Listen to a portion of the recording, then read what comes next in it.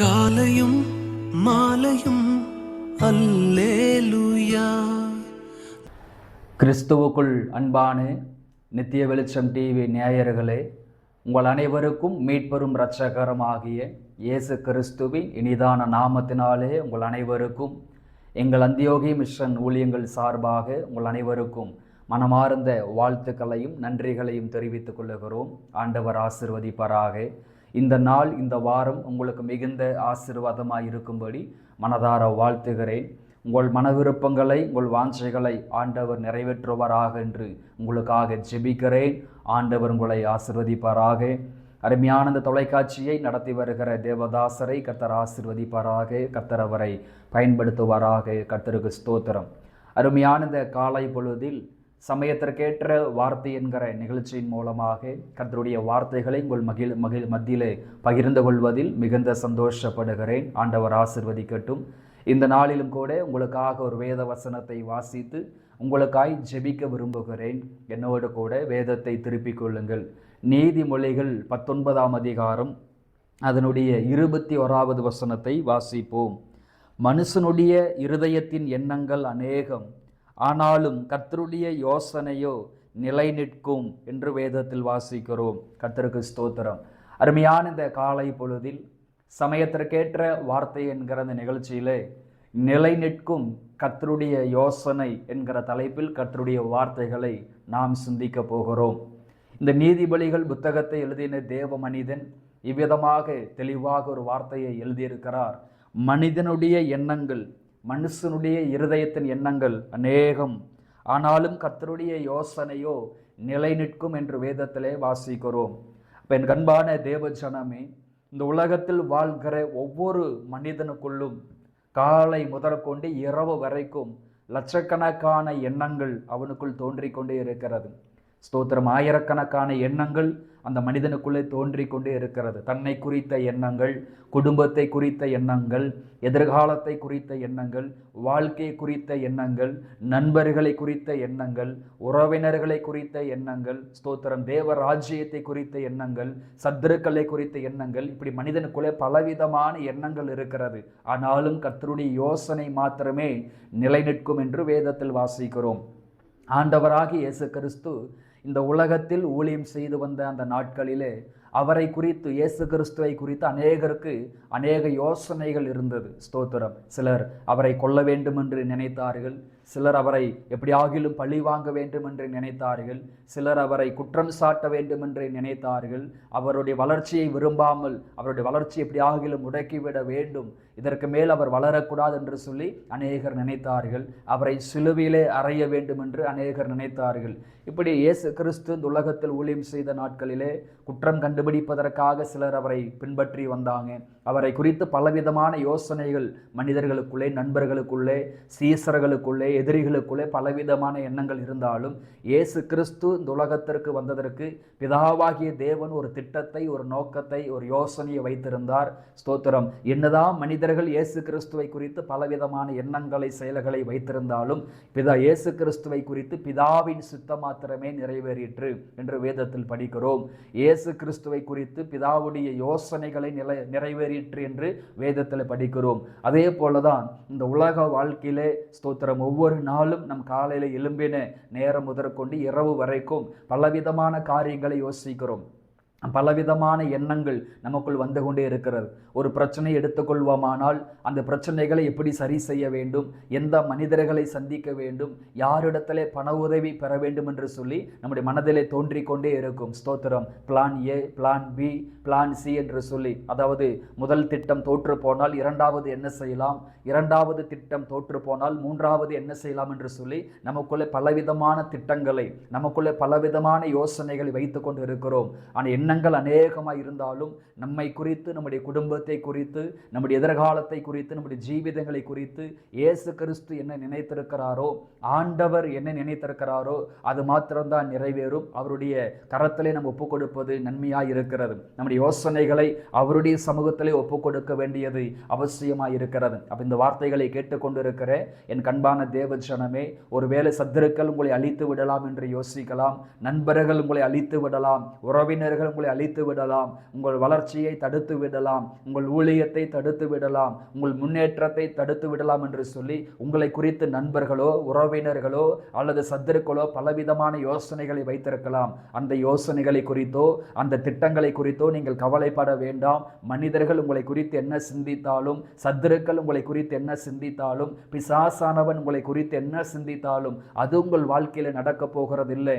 ஆண்டவராகிய தேவன் உங்கள் வாழ்க்கையில உங்களை குறித்து என்ன நினைத்திருக்கிறாரோ அது மாத்திரம்தான் நிறைவேறும். அது மாத்திரம்தான் நிறைவேறும். தேவ மனிதனாக யோபுடைய வாழ்க்கையை படித்து பார்க்கும் பொழுது முற்றிலும் அழித்து விட்டால், ஸ்தோத்திரம், எல்லா மிருக ஜீவன்களையும் அழித்து விட்டால், எல்லா பிள்ளைகளையும் கொன்று போட்டால், இருக்கிற எல்லா நன்மைகளையும் பிடுங்கி விட்டால், யோபு நிச்சயமாக தேவனை மறுதலிப்பார் என்றும் தேவனை குற்றம் சாட்டுவார் என்றும் சத்துரு நினைத்து கொண்டிருந்தான், பிசாசு நினைத்து கொண்டிருந்தான். ஆனால் யோபுவோ தன் நாவினால் பாவம் செய்யவில்லை, தன்னுடைய நாவினால் தேவனை குற்றப்படுத்தவில்லை. கர்த்தர் கொடுத்தார், கர்த்தர் எடுத்தார், கர்த்தருடைய நாமத்திற்கு ஸ்தோத்திரம் என்று சொன்னார். அவர் என்னை கொன்று போட்டாலும் அவர் மேல் நம்பிக்கையாய் இருப்பேன் என்று சொன்னார். நான் போகும் பாதையை அவர் அறிவார் என்று சொன்னார். அப்ப அந்த இடத்துல சத்துரு நினைத்த காரியம் யோபுடைய வாழ்க்கையில் நடக்கல. விசுவாச அறிக்கையிட்டபடினாலே யோபுவின் முன்னிலைமையை பார்க்கிலும் பின்னிலைமையை ஆண்டவர் அதிகமாய் ஆசீர்வதித்தார் என்று சொல்லி நம்ம வேதத்திலே படிக்கிறோம். அப்ப யோபுவை குறித்து பிசாசானவன் போட்ட எந்த திட்டங்களும், பிசாசனுடைய எந்த எண்ணங்களும், பிசாசனுடைய எந்த யோசனைகளும் அவருடைய வாழ்க்கையில் நிறைவேறவே இல்லை. யோபுவுடைய வாழ்க்கையிலே ஆண்டவர் என்ன நினைத்திருந்தாரோ, யோபுவுடைய குடும்பத்தை குறித்து ஆண்டவர் என்ன நினைத்திருந்தாரோ அது மாத்திரம்தான் யோபுவுடைய வாழ்க்கையில நிறைவேறிற்று. வேதத்தில் விதமாய் வாசிக்கிறோம், கர்த்தருடைய ரகசிய செயல் யோபுவுடைய கூடாரத்தின் மேல் இருந்தது என்று படிக்கிறோம். அப்ப என் கண்பானவர்களே, நம்மை குறித்து ஆண்டவர் என்ன நினைத்திருக்கிறாரோ அதுதான் நடக்கும். இந்த வார்த்தையை கேட்டுக்கொண்டிருக்கிற நண்பு தேவ ஜனமே, உங்களை குறித்தோ, உங்கள் எதிர்காலத்தை குறித்தோ, உங்கள் வாழ்க்கையை குறித்தோ, உங்கள் திருமண காரியங்களை குறித்தோ, உங்கள் கடன்களை குறித்தோ பலவிதமான காரியங்களை சிந்தித்துக் கொண்டிருக்கலாம். ஒருவேளை சத்துருக்கள் என்ன செய்வார்கள் என்று கலங்கி போய் இந்த வார்த்தைகளை கேட்டுக்கொண்டிருக்கலாம். எதை குறித்தும் கவலைப்படாதீங்க, எதை குறித்தும் திகைத்து போகாதீர்கள். ஆண்டவராகிய இயேசு கிறிஸ்து உங்களுக்காக என்ன செய்ய வேண்டும் என்று, உங்கள் குடும்பத்திற்காக என்ன செய்ய வேண்டும் என்று நினைத்திருக்கிறாரோ அது மாத்திரம்தான் நிச்சயமாக உங்கள் வாழ்க்கையிலே ஸ்தோத்திரம் நிறைவேறும். ஒருவேளை பலவிதமான குழப்பத்தோடு இந்த வார்த்தைகளை நீங்கள் கேட்டுக்கொண்டிருக்கலாம். தேவ சமூகத்தில் அமர்ந்து தெளிந்த நிலைக்கு வாங்க.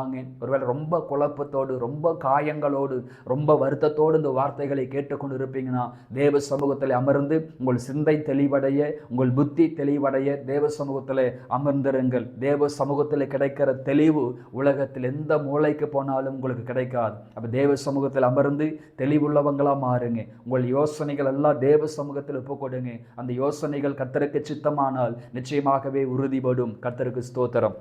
என் கண்பான தேவ ஜனமே, அப்போ கர்த்தருடைய யோசனைகள் மாத்திரமே நிலை நிற்கும் என்று வேதத்தில் நாம் படித்திருக்கிறோம். ஸ்தோத்திரம். நீதிமொழிகள் 20:5 சொல்லுகிறது, மனுஷனுடைய இருதயத்தில் உள்ள யோசனைகள் ஆழமான தண்ணீர்களைப் போல் இருக்கிறது. ஸ்தோத்திரம். தண்ணீரினுடைய ஆழங்கள் எப்படி இருக்கிறதோ அதே போலதான் மனிதனுடைய எண்ணங்கள் இருக்கிறது. ஆனாலும் கர்த்தருடைய எண்ணங்கள், கர்த்தருடைய யோசனைகள் மாத்திரமே நம்முடைய வாழ்க்கையில நிறைவேறும். நம்மை குறித்த தேவ திட்டங்கள் மாத்திரமே நம்முடைய வாழ்க்கையில நிறைவேறும். அதில் எந்த மாற்று கருத்தும் இல்லை. கர்த்தருக்கு ஸ்தோத்திரம். அப்ப என் கண்பான தேவ ஜனமே, ஸ்தோத்திரம், கர்த்தருடைய யோசனைகள் மாத்திரமே நிலை நிற்கும் என்று நாம் படிக்க போகிறோம். வேதத்திலிருந்து ஒரு 3 காரியங்களை மாத்திரம் உங்களுக்காக சொல்லி உங்களுக்காக ஜெபிக்க விரும்புகிறேன். அப்போஸ்தலர் நடபடிகள் 5ஆம் அதிகாரம் அதனுடைய 33, 34 ஆகிய வசனங்களை வாசிப்போம். அதை அவர்கள் கேட்டபொழுது மூர்க்கமடைந்து அவர்களை கொலை செய்யும்படி யோசனை பண்ணினார்கள். அப்பொழுது சகல ஜனங்களாலும் கனம்பெற்ற நியாய சாஸ்திரியாகிய கமாலியேல் என்னும் பேரு கொண்ட ஒரு பரிசேயன் ஆலோசனை சங்கத்தில் எழுந்திருந்து அப்போஸ்தலரை சற்று நேரம் வெளியே கொண்டு போக சொல்லி சங்கத்தாரை நோக்கி, இஸ்ரவேலரே, இந்த மனுஷருக்கு நீங்கள் செய்ய போகிறதை குறித்து எச்சரிக்கையாயிருங்கள் என்றான். கர்த்தருக்கு ஸ்தோத்திரம். என் கண்பான தேவ ஜனமே, அப்போஸ்தலர் நடபடிகள் 5ஆம் அதிகாரத்தில் படித்து பார்க்கும் பொழுது பேதுருவை குறித்த கர்த்தருடைய யோசனையும் ஆலோசனை சங்கத்தினுடைய யோசனையும் என்கிற பகுதியிலே நாம் சிந்திக்க முடியும். ஸ்தோத்திரம். அப்போஸ்தலர் நடபடிகள் 5ஆம் அதிகாரத்தில் ஆதி திருச்சபை வேகமாக வளர்ந்து வருகிறது. திரளான ஜனங்கள் ரட்சிக்கப்படுகிறார்கள், திரளான ஜனங்கள் மனம் திரும்புகிறார்கள், எல்லாரும் சபையிலே சேர்க்கப்படுகிறார்கள். கர்த்தருக்கு ஸ்தோத்திரம். இந்த 5ஆம் அதிகாரத்தில் தான் அனனியா சப்பீரால் இருவரும் ஸ்தோத்திரம் பேதுருவுக்கு முன்பதாக கர்த்தருக்கு முன்பதாக பொய் பேசின பொழுது இருவரும் ஜீவனை விடுகிற ஒரு சம்பவம் நடக்கிறது. இது நிமித்தம் ஏராளமான ஜனங்கள் கர்த்தரிடமாய் சேர்க்கப்பட்டார்கள். தெய்வ பயம் சபையை பற்றி கொண்டது. ஆதி திருச்சபை வேகமாக வளர்ந்தது. ஸ்தோத்திரம். பேதுருவின் நிழலுக்காக இந்த அதிகாரத்தில் திரளான வியாதியுள்ளவர்கள் காத்திருந்தார்கள். பேதுருவின் நிழல் பட்டால் போதும் வியாதிகள் சுகமாகும். பேதுருவின் நிழல் பட்டால் போதும் எங்கள் அற்புதங்கள் நடக்கும். பேதுருவின் நிழல் பட்டால் போதும் எங்கள் நோய்கள் மறையும் என்று சொல்லி அநேக ஜனங்கள் பேதுருவின் நிழலுக்காக அந்த அதிகாரத்திலே காத்திருந்தார்கள். இதே அதிகாரத்தில் 3ஆவதாக பேதுருவை இப்படியே விட்டால், அப்போஸ்தலர்களை இப்படியே விட்டால் எருசலேம் முழுவதும் ஒரு எழுப்புதல் வந்துவிடும், எருசலேம் முழுவதும் கிறிஸ்துவை பரப்பி விடுவார்கள் என்று சொல்லி பேதுருவை சிறையில் கொண்டு போய் அடைக்கிறார்கள். ஸ்தோத்திரம். சிறையில் அடித்து துன்புறுத்தி அவரை சிறையில் அடைத்து விடுகிறார்கள். ஆனால் காலையில் அங்கே எழும்பி பார்க்கும் பொழுது பேதுரு சிறைச்சாலையில் இல்லை. ஸ்தோத்திரம். பூட்டிய சிறைச்சாலை அப்படியே இருக்கிறது, பூட்டப்பட்ட கதவுகள் அப்படியே இருக்கிறது. ஆனால் பேதுருவை மாத்திரம் காணவில்லை. ஆலோசனை சங்கத்தில் மிகப்பெரிய பயமும் கலக்கமும் உண்டாயிற்று. பரிசேயர்கள் மத்தியிலும் சதுசேயர்கள் மத்தியிலும் தேசத்திலும் பெரிய கலக்கம் உண்டாயிற்று. கொஞ்ச நேரம் கழித்து ஒரு நபர் ஓடி வந்து சொல்லுகிறார், நீங்கள் ஸ்தோத்திரம் சிறையிலே அடைத்து வைத்திருந்த நபர் இப்பொழுது தேவாலயத்தில் பிரசங்கம் பண்ணி கொண்டிருக்கிறார் என்று சொல்லி பேதுருவை குறித்து கேள்விப்படுகிறார்கள். அப்ப 5ஆம் அதிகாரத்தில் ஒரு பெரிய எழுப்புதல், பெரிய அற்புத அடையாளங்கள், தேவனுடைய மகிமையான காரியங்கள், சிறையிலிருந்து வெளியே கொண்டு வருகிற காரியங்கள் எல்லாம் நடைபெறுகிறது.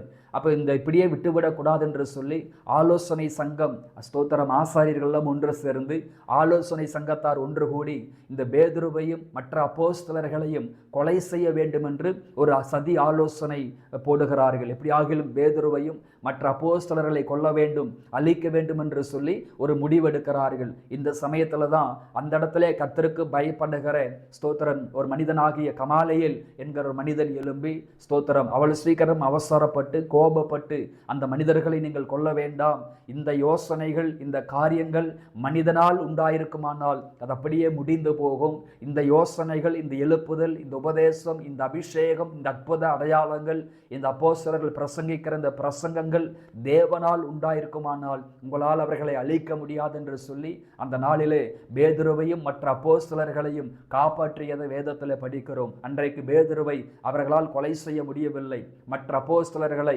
ஸ்தோத்திரம் கொலை செய்ய முடியவில்லை, அடித்து துன்புறுத்தி விட்டுவிட்டார்கள். ஆனாலும் திரும்பவும் பேதுருவின் மூலமாக ஆண்டவர் அற்புதங்களை நிகழ்த்தினார், அடையாளங்களை நிகழ்த்தினார். 10ஆம் அதிகாரத்தில் புறஜாதி மக்களுக்கும் ஸ்தோத்திரம் ரட்சிப்பு இருக்கிறது என்பதை ஆண்டவர் வெளிப்படுத்தினார். கோர்நெலியுடைய வீட்டிலே போய் பிரசங்கித்து அநேக புறஜாதி மக்களை ரட்சிப்புக்குள் நடத்தினார். ஸ்தோத்திரம். அவர் பேசி கொண்டிருந்த பொழுதே ஸ்தோத்திரம் வசனத்தை கேட்ட யாவர் மேலும் பரிசுத்த ஆவியானவர் இறங்கினார் என்று வேதத்திலே வாசிக்கிறோம். அப்ப என் கண்பான தேவஜனமே, பேதுருவை கொல்ல வேண்டும் என்று, பேதுருவை அழிக்க வேண்டும் என்று ஆலோசனை சங்கத்தார் யோசனை பண்ணினார்கள்.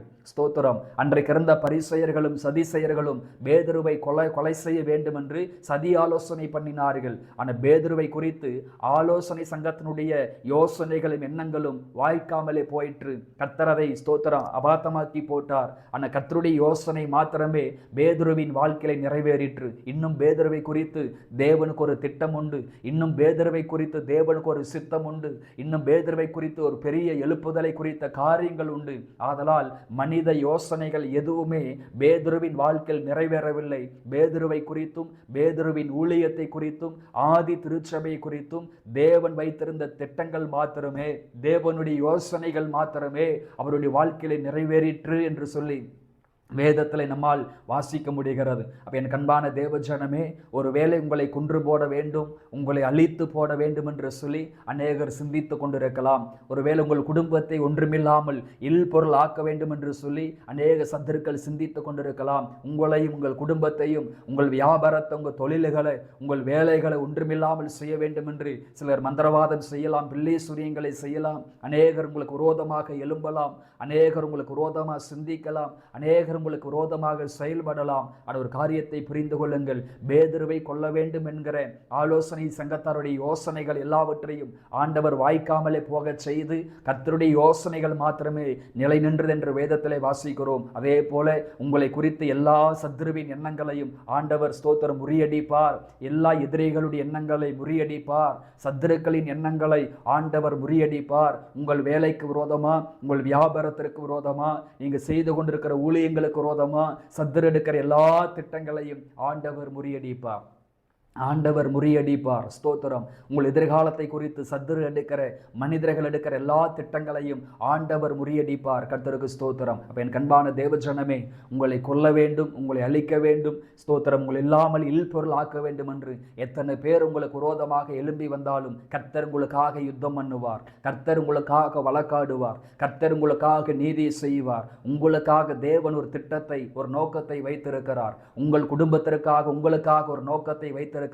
அது மாத்திரம்தான் ஆண்டவருடைய வாழ்க்கையில நிறைவேறும். அதனால் நீங்க செய்ய வேண்டிய ஒரே காரியம், உங்கள் யோசனைகளை, உங்கள் திட்டங்களை, உங்கள் காரியங்களை ஆண்டவருடைய சமூகத்தில் ஒப்புக்கொடுங்க. ஆண்டவர் காரியங்களை வாய்க்க செய்வார். ஆண்டவருடைய காரியங்கள், எண்ணங்கள் மாத்திரமே உங்கள் வாழ்க்கையிலே நிறைவேறும். இரண்டாவதாக எஸ்தர் 9ஆம் அதிகாரத்திற்கு வருவோமானால், எஸ்தரின் புஸ்தகத்திற்கு வருவோம். இந்த எஸ்தர் புஸ்தகத்தில் நம்ம வாசித்து பார்க்கும்பொழுது வேதம் அங்கே சொல்லிக் கொடுக்கிற ஒரு காரியத்தை நம்மளால் படிக்க முடியும். எஸ்தர் 9ஆம் அதிகாரத்தில் 25வது வசனத்தை நம்ம வாசிக்கும் பொழுது அங்கே ஒரு காரியத்தை நம்மால் புரிந்து கொள்ள முடிகிறது. எஸ்தர் 9ஆம் அதிகாரம் அதனுடைய 25வது வசனத்தை வாசிப்போம். ஆனாலும் எஸ்தர் ராஜ சமூகத்தில் போய் யூதருக்கு விரோதமாய் அவன் நினைத்த அவனுடைய பொல்லாத யோசனை அவனுடைய தலையின் மேல் திரும்பும்படி கட்டளை பிறப்பித்ததினாலே அவனையும் அவன் குமாரரையும் மரத்திலே தூக்கி போட்டார்கள். கர்த்தருக்கு ஸ்தோத்திரம். என் கண்பான தேவஜனமே, இரண்டாவதாக யூதர்களுக்கு விரோதமாக ஆமானின் யோசனையும், ஸ்தோத்திரம், யூதர்களுக்காக கர்த்தரின் யோசனையும் என்கிற பகுதியில் நாம் சிந்திக்க போகிறோம். அதாவது இந்து தேசம் முதல் எத்தியோப்பியா வரை 127 நாடுகளை அகாஸ்வேரு ராஜா என்கிற ஒரு ராஜா அரசாண்டு கொண்டிருந்த நாட்களிலே அந்த அரண்மனையின் முற்றத்திலே காவல் காட்கிற ஒரு மனிதனாக ஒரு மொர்தெகாய் என்கிற ஒரு மனிதன் இருந்தார். அவர் ஒரு யூதன். ஆனால் அந்த ராஜாவை சந்திப்பதற்காக ஆமான் என்கிற ஒரு மந்திரி தினந்தோறும் ராஜாவை சந்திக்க வரும்பொழுது அநேகர் அவரை பார்த்து நமஸ்காரம் செய்வார்கள்.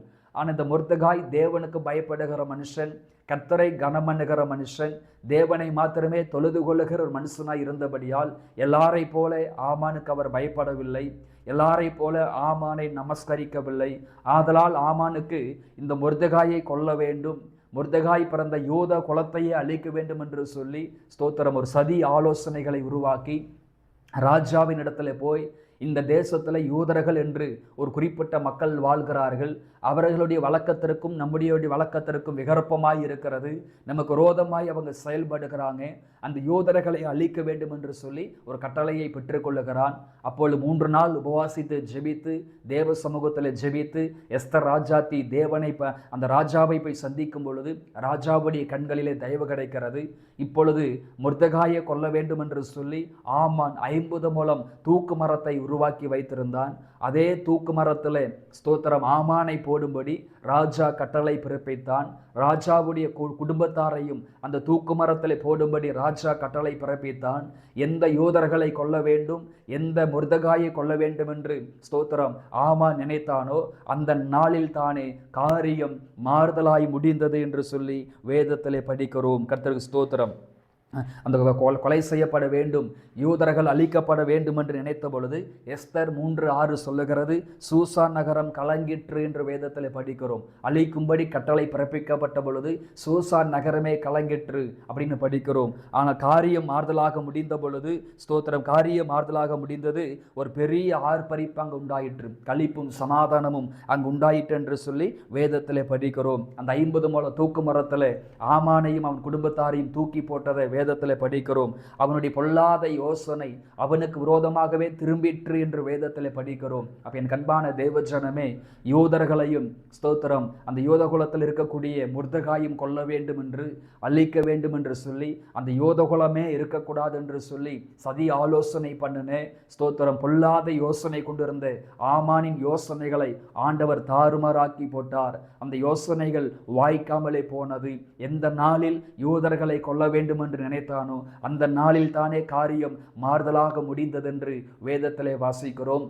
எந்த முர்தகாயை கொல்ல வேண்டும் என்று சொல்லி ஆமான் நினைத்தாரோ அதே முர்தகாயை ராஜா மிகவும் உயர்த்தி ஸ்தோத்திரம் அந்த முர்தகாயுடைய அனுமதி இல்லாமல் தேசத்தில் யாரும் ஒரு காரியத்தை செய்ய முடியாத அளவிற்கு உயர்த்தினான். ஸ்தோத்திரம் அந்த முர்தகாய் என்பவன் மிகப்பெரியவனாய் இருந்தான் என்று சொல்லி வேதத்தில் படிக்கிறோம். எஸ்தர் 10ஆம் அதிகாரம் 2ஆம் வசனத்தை படிக்கும் பொழுது, யூதனாகிய முர்தகாய் ராஜாவாகிய அகஸ்வேருக்கு இரண்டாவதானவனும் யூதருக்குள்ளே பெரியவனும் தன் திரளான சகோதரருக்கு பிரியமானவனுமாய் இருந்தும் அன்றி தன் ஜனங்களுடைய நன்மையை நாடி தன் குலத்தாருக்கெல்லாம் சமாதானம் உண்டாக பேசுகிறவனுமாயிருந்தான் என்று வேதத்தில் படிக்கிறோம். ஸ்தோத்திரம். அப்ப எந்த முர்தகாயை கொல்ல வேண்டும் என்று நினைத்தாரோ அதே முர்தகாய் இன்றைக்கு அரண்மனையிலே உயர்த்தப்பட்ட ஒரு நிலைமையிலே மிகப்பெரிய ஒரு மனுஷனாக, சகோதரர்களுக்காக பரிந்து பேசுகிற மனுஷனாக, எல்லாருக்கும் பிரியமுண்டாக நடக்கிற ஒரு மனுஷனாக ஆண்டவர் மாற்றினார். அப்ப யூதர்களையும் முர்தகாயும் கொல்ல வேண்டும் என்கிற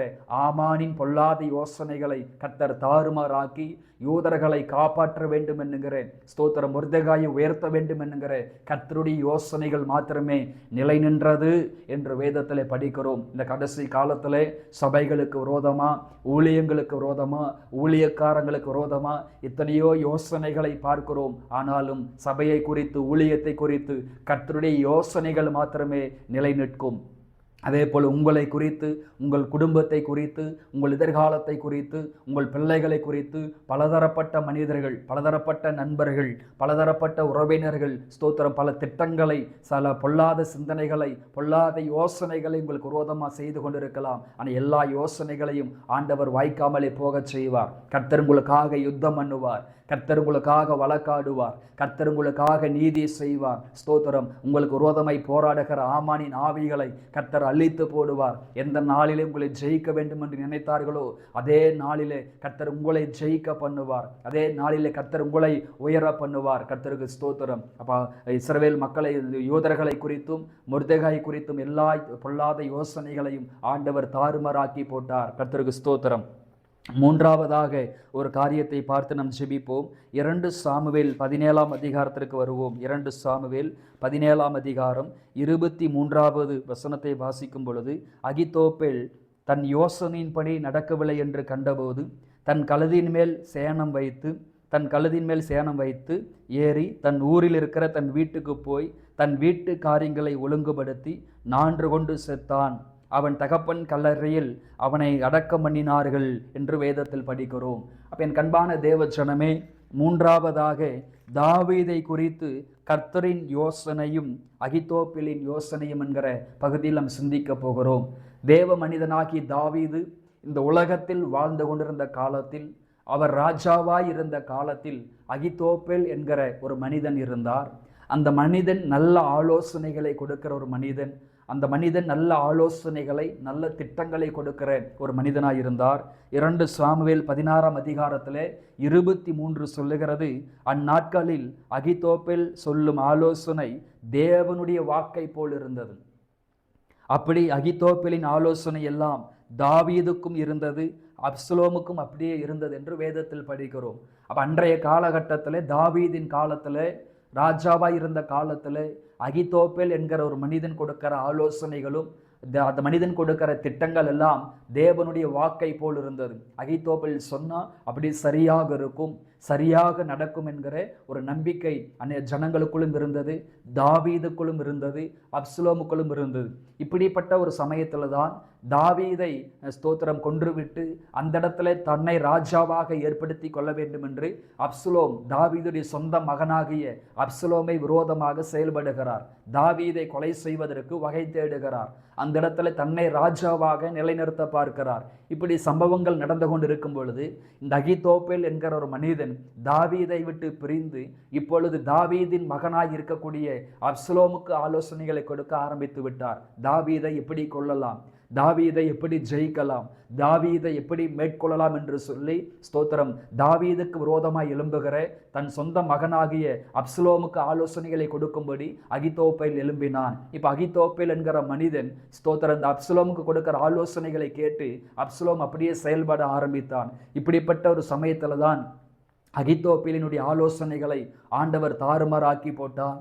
அவனுடைய ஆலோசனைகளின் பிரகாரமா ஸ்தோத்திரம் அப்சலோம் செய்யவில்லை, வேறொரு மனிதனை கர்த்தர் எழும்ப பண்ணினார். அன்றைய தினம் கர்த்தர் தாவீதுக்காக யுத்தம் பண்ணினார். அன்றைய தினம் கர்த்தர் தாவீதுக்காக வழக்காடினார். அகித்தோப்பேலுடைய ஆலோசனை அந்த நாளில் நிறைவேறாமல் போயிற்று என்று வேதத்தில் படிக்கிறோம். அப்ப தன்னுடைய ஆலோசனையின் பிரகாரமா நடக்கவில்லை, தன்னுடைய யோசனைகள் நிறைவேறவில்லை, என்னுடைய திட்டங்கள் நிறைவேறவில்லை, நான் சொன்ன ஆலோசனைகளை கேட்காமல் வேறொரு மனிதனுடைய ஆலோசனையின் பிரகாரமாக செயல்படுகிறார்களே என்று சொல்லி அந்த கோபத்தில், அந்த வருத்தத்தில், அந்த சங்கடத்தில் தன் வீட்டுக்கு புறப்பட்டு போய் வீட்டு காரியங்கள் எல்லாம் ஒழுங்குபடுத்தி நான்று கொண்டு செத்தான். அவர் தூக்கிலே இறந்து போன சம்பவத்தை வேதத்திலே படிக்கிறோம். அப்ப என் கண்பான தேவஜனமே, தாவீதை கர்த்தர் மிகவும் நேசித்தார், தாவீதை கர்த்தர் மிகவும் சிநேகித்தார். அப்போஸ்தலர் நடபடிகளில் படிக்கிறோம் 13ஆம் அதிகாரம் 22 தாவீது என் இருதயத்திற்கு ஏற்றவன், தனக்கு சித்தமானவைகளெல்லாம் செய்வான் என்று வேதத்தில் படிக்கிறோம். அப்ப தாவீதை குறித்து கர்த்தருடைய யோசனை என்னவென்று சொன்னால், அவன் என் இருதயத்திற்கு ஏற்றவன். தாவீதை குறித்து கர்த்தருடைய யோசனை என்னவென்று சொன்னால், எனக்கு சித்தமானவைகள் எல்லாம் இந்த தேசத்தில் செய்வான். ஸ்தோத்திரம். சவுலை விட்டு என் கிருபையை விலக்கினது போல தாவீதை விட்டு என் கிருபையை விலக்க மாட்டேன் என்று சொல்லி ஆண்டவர் தாவீதுக்கு வாக்கு பண்ணியிருக்கிறார். அப்ப தாவீது மீது ஆண்டவர் ஒரு கிருபையையும் ஒரு தயவையும் ஒரு இரக்கத்தையும் தேவன் வைத்திருந்தார். தாவீதை கர்த்தர் மிகவும் சிநேகித்தார். அப்ப கர்த்தர் தாவீதை மிகவும் சிநேகிக்கிறார். அந்த தாவீதை கொல்லும்படி, அந்த தாவீதை அழிக்கும்படி அகித்தோப்பேல் என்கிற மனிதன் அப்சலோமுக்கு கொடுத்த எல்லா ஆலோசனைகளையும் எல்லா திட்டங்களையும் கர்த்தர் தாறுமாறு ஆக்குனதனாலே, அந்த யோசனைகள் நடக்காததனாலே, அந்த யோசனைகள் அவனுக்கு விரோதமாக எழும்பினதனாலே ஸ்தோத்திரம் அந்த நாளிலே அவன் நான்று கொண்டு செத்தான் என்று சொல்லி வேதத்திலே படிக்கிறோம். என் கண்பான தேவ பிள்ளைகளே, உங்கள் வாழ்க்கையை கெடுத்து போடும்படி, உங்கள் குடும்பத்தை கெடுத்து போடும்படி, குடும்பத்திலே சமாதான கேடுகளை உண்டாக்கும்படி, ஊழியத்திலே பிரிவினைகளை, கலகங்களை, விரோதங்களை உண்டாக்கும்படி அநேக அகித்தோப்பேல்கள் எழும்பலாம். ஆனால் அந்த திட்டங்களை, அவங்க எண்ணங்களை கர்த்தர் வாய்க்காமலே போக பண்ணுவார். அந்த திட்டங்களை, அந்த எண்ணங்களை கர்த்தர் தாறுமாறு ஆக்கி போடுவார். சத்துருவின் இஷ்டத்திற்கு ஆண்டவர் உங்களை ஒப்புக் கொடுக்க மாட்டார். சத்துருவின் இஷ்டத்திற்கு, சத்துருவின் திட்டங்களுக்கு ஒருபோதும் உங்களையும் உங்கள் குடும்பத்தையும் உங்கள் பிள்ளைகளையும் ஆண்டவர் ஒப்புக் கொடுக்க மாட்டார். ஒரு காலமும் சத்துருவின் இஷ்டத்திற்கும் சத்துருவின் திட்டத்திற்கும் ஆண்டவர் உங்களையும் உங்கள் ஊழியத்தையும் ஆண்டவர் ஒப்புக் கொடுக்க மாட்டார். காரணம், ஆண்டவர் உங்களை சிநேகிக்கிற தேவனாய் இருக்கிறார். ஆண்டவர் உங்களை சிநேகிக்கிறார். அப்ப ஸ்தோத்திரம். இந்த பேதுருவுக்கு விரோதமாய் எழும்பின ஆலோசனை சங்கத்தாருடைய எண்ணங்கள் வாய்க்காமலே போயிற்று. கர்த்தருடைய யோசனை மாத்திரமே நிலை நின்றது. யூதர்களையும் மொர்தெகாயும் அழிக்க வேண்டும் என்கிற ஆமானின் ஸ்தோத்திரம் பொல்லாத யோசனை வாய்க்காமலே போனது. மொர்தெகாயை குறித்த கர்த்தருடைய யோசனையே நிலை நின்றது. அதே போல தாவீதை கொல்ல வேண்டும், அழிக்க வேண்டும் என்று அகித்தோப்பேல் கொடுத்த யோசனைகள் வாய்க்காமலே போனது. தாவீதை குறித்து கர்த்தருடைய யோசனைகள் மாத்திரமே நிலை நின்றது என்று வேதத்திலே படிக்கிறோம். என் கண்பான தேவஜனமே, எதை குறித்தும் கவலைப்படாதீங்க, யாரை குறித்தும் பயப்படாதீங்க. கர்த்தர் உங்களோடு இருக்கிறார். யார் என்ன வேண்டுமானாலும் நினைக்கட்டும், என்ன சதி ஆலோசனைகள் வேண்டுமானாலும் பண்ணட்டும், எவ்வளவு சதி திட்டங்களை வேண்டுமானாலும் தீட்டட்டும், கர்த்தரே உங்களுக்காக வழக்காடுவார். கர்த்தரே உங்களுக்காக யுத்தம் செய்வார். கர்த்தரே உங்களுக்கு நீதியை நிலைநாட்டுவார். நீதிமொழிகள் 2ஆம் அதிகாரம் 11 சொல்லுகிறது, நல் யோசனை நம்மை காப்பாற்றும்.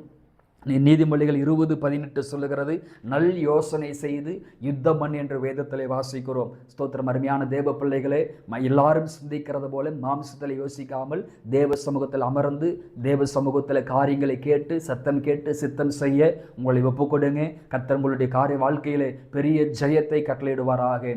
ஜெபிப்போம். எங்களை அளவுக்கு அதிகமாய் நேசிக்கிற எங்கள் அன்பின் பரலோக பிதாவே, ஆசீர்வாதமான ஆண்டவரே, இந்த காலை பொழுதற்காக உமக்கு நன்றி. மனிதனுடைய எண்ணங்கள் திட்டங்கள் ஏராளம், ஆனால் கர்த்தருடைய யோசனையோ நிலை நிற்கும் என்று வேதத்திலே நாங்கள் வாசிக்கிறோம். ஆண்டவரே, எங்களை குறித்து, எங்கள் குடும்பங்களை குறித்து, எங்கள் பிள்ளைகளை குறித்து, எங்கள் ஊழியங்களை குறித்து அநேக மனிதர்களுக்குள் சத்துருக்களுக்குள் ஆண்டவரே பல எண்ணங்கள் இருக்கலாம். அந்த எண்ணங்கள் எல்லாம் வாய்க்காமலே போகட்டும். உம்முடைய யோசனைகள் மாத்திரமே எங்கள் வாழ்க்கையில நிறைவேறட்டும் ஆண்டவரே. இந்த வசனத்தை, இந்த வார்த்தையை தூரத்திலும் சமீபத்திலும் கேட்டுக்கொண்டிருக்கிற ஒவ்வொரு பிள்ளைகளையும், ஒவ்வொரு குடும்பங்களையும், ஒவ்வொருத்தருடைய வாழ்க்கை முறைகளையும் ஆண்டவர் ஆசீர்வதிப்பீராக. வியாதிகள், பலகீனங்கள், சுகவீனங்கள் இயேசுவின் நாமத்திலே மாறட்டும். கடன் பிரச்சனைகள் மாறட்டும் ஆண்டவரே. கட்ட முடியாத வீடுகள் கட்டப்பட உதவி செய்யுங்க. திருமண தடைகள் மாறி ஏற்ற துணையை கர்த்தர் உண்டாக்குங்க. அடைபட்ட கர்ப்பத்தின் வாசல்கள் திறக்கப்படுவதாக, கர்ப்பத்தில் ஒரு நன்மை உண்டாக ஜெபிக்கிற ஆண்டவரே ஸ்தோத்திரம், ஸ்தோத்திரம் அப்பா. படிக்கிற பிள்ளைகளை கர்த்தாவே ஆசீர்வதிப்பீராக. செய்கிற வேலைகளை, வருமானங்களை, வியாபாரங்களை, தொழில்களை எல்லாம் தெய்வம் ஆசீர்வதிக்கும்படி நான் மனதார ஜெபிக்கிற ஆண்டவரே ஸ்தோத்திரம். ஆறுதல் படுத்துங்க, தைரியப்படுத்துங்க. இவர்களை குறித்து பிசாசானவன் எடுத்திருக்கிற எல்லா திட்டங்களையும் கர்த்தாவே முறியடித்து உம்முடைய திட்டம், உம்முடைய யோசனைகள் மாத்திரமே இவங்க வாழ்க்கையில பரிபூர்ணமாய் நிறைவேறும்படி நான் மனதார ஜெபிக்கிறேன். இவர்களை கிருபைக்குள் மறைத்துக் கொள்ளுங்க, பொறுப்பெடுத்துக் கொள்ளும். இந்த தொலைக்காட்சியை கர்த்தர் ஆசீர்வதிப்பீராக, பொறுப்பெடுத்துக் கொள்ளும். இயேசுவின் நாமத்தில் பிதாவே, ஆமேன், ஆமேன். கிறிஸ்துவுக்குள் பிரியமானவர்களே, இந்த வசனத்தின் அடிப்படையிலே ஆண்டவர் உங்களை ஆசீர்வதிப்பாராக. God bless you.